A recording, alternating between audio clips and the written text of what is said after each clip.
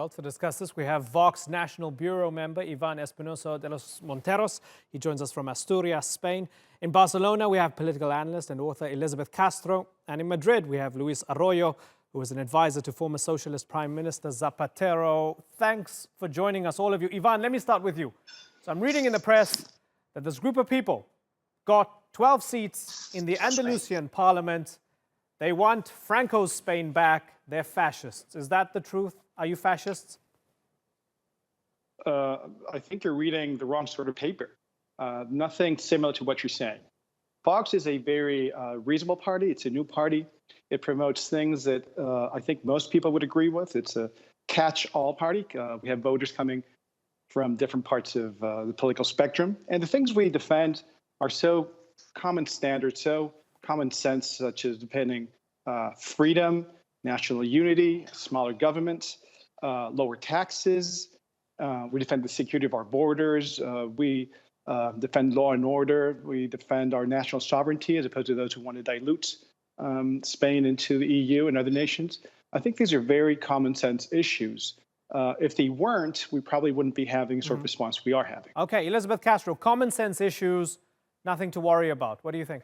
I would look a little bit more closely at the origins of Vox, starting with their leader, Abascal, who was a member of the PP from 1994 until 2013, before he started Vox. The PP itself was founded by a former minister under Franco.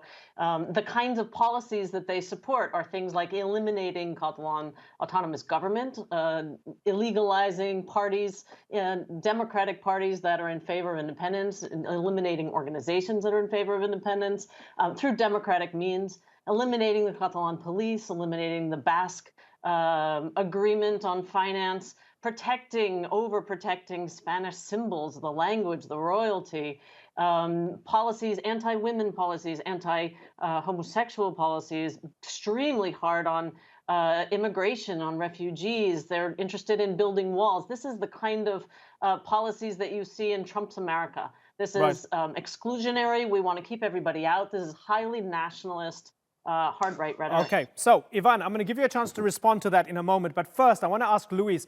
Luis, for those of us, especially on this show, on this channel, we've followed Catalonia very, very closely.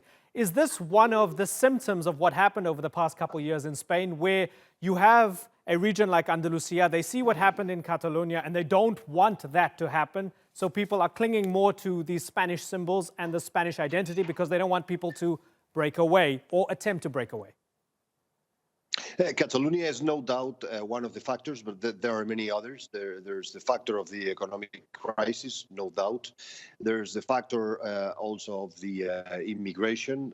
Let's remind that Vox is extremely anti-immigration. There's the factor of the rise of the far right, of the extreme right in Europe that also reflects the tendency in Spain. So there are many factors. Catalonia is one of them, but it's not the only one. Okay, and what's the main one then, Luis?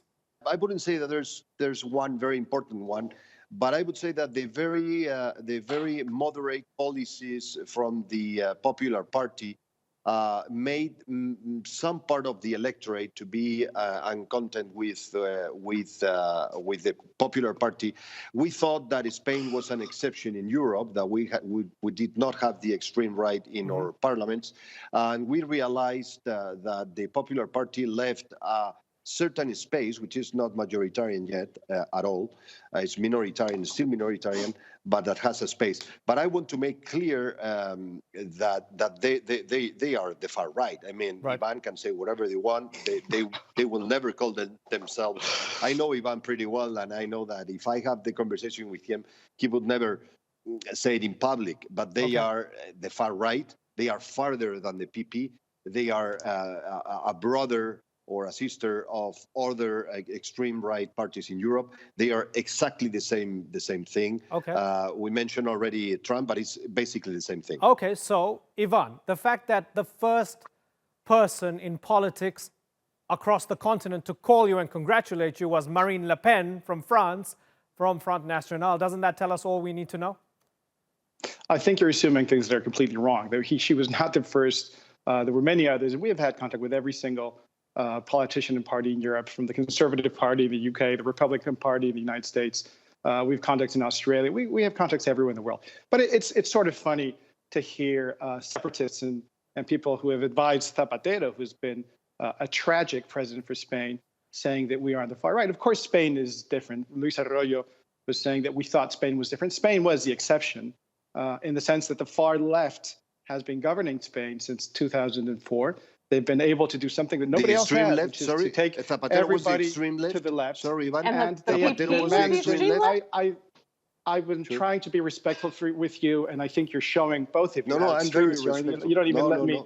You're not even leaving me the option to speak. That's how radical you two are. So we have the radical left, and we have the radical separatists. Now, we know what separatism and nationalism has done in Europe for many, many years.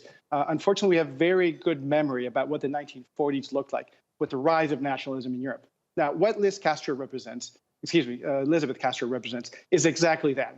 She represents the nationalistic, racist, separatist, extremist views that have brought lots of pain. Okay, so let's ask Elizabeth. We're saying, hold on, Ivan. Well, if I might finish my point, then the only thing that we're defending is the unity of our nation, which I'm sure that anybody would defend in any single nation. If I were to ask you in Turkey, do you defend the unity of your nation? I don't think you would be against that. So there's really nothing radical except the nationalists and separatists that are in Catalonia. Elizabeth, Ivan's not the extremist. Okay, Ivan's not the extremist. You are. Go ahead.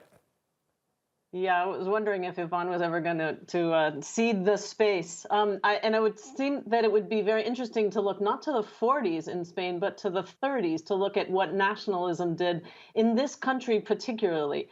The scourge of Franco has not been erased, unfortunately. The Catalan independence movement is a hugely successful, massive, democratic, grassroots, progressive movement. It was here in Catalonia that we had the largest rally in favor of welcoming refugees in Europe.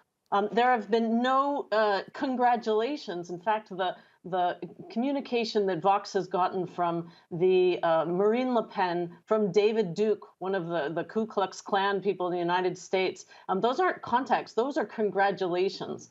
I'm surprised Trump didn't congratulate you as well. You're a clear representation of exclusionary, nationalistic, flag-waving that you could never pin on Catalonia, even though you would like to. What's going on in Catalonia is a self-determination movement that is based in democracy and in listening to all of the different views. For the record, certainly. So for the record, I spoke to Mr. Zapatero, and he was against Catalonia breaking away. I had a conversation with him, so he wasn't exactly extreme left and separatist when I spoke to him. Luis, as we look at how this plays out in Spain today, so you have a federal government which is left-wing, and you have more power for the far right within a place like Andalusia. What is that going to mean for the region specifically? Tell me. Who knows, but probably is that all this hype that we are giving to Vox, that they deserve, by the way. I mean, they got 12 seats in the Andalusian parliament, which is pretty impressive.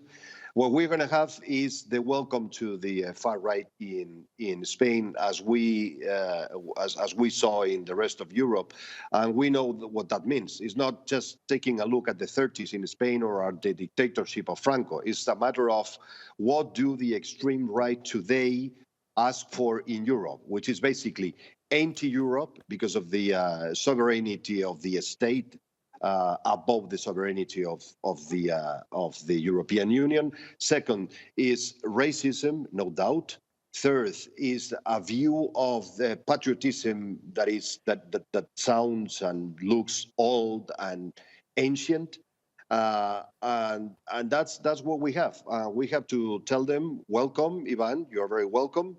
We are in a democracy in which you can even go against the system as we know it, against the constitution as we know it right now. But we will have to fight. We will have to fight peacefully, of course, but we will have to fight against the extreme right, which is already in Spain, in our electoral system. Ivan? Well, I don't know. Apparently, Mrs. Castro and Mr. Arroyo are much older than me because they keep talking about Franco. Franco's been dead for 43 years. Most of us at Vox are in their mid-40s or early 40s. We weren't even born yet when Franco died. We have no recollection, no memory. They must have suffered a lot under Castro, under Franco. I mean, see, the difference between what we're saying and what they're saying is Luis is accusing us of being patriotic, and I don't think that accusation would fly in any other part of the world.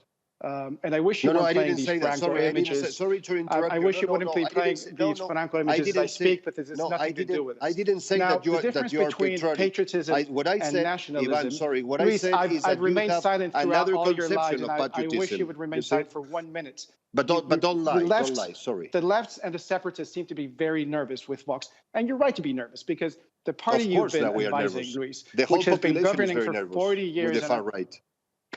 Go ahead. Should I just leave, or may I intervene in this? So, okay, no, what I said. okay, Yeah, thank you. okay. No, So what listen, I said, Luis. What I said is certainly. yeah, Certainly.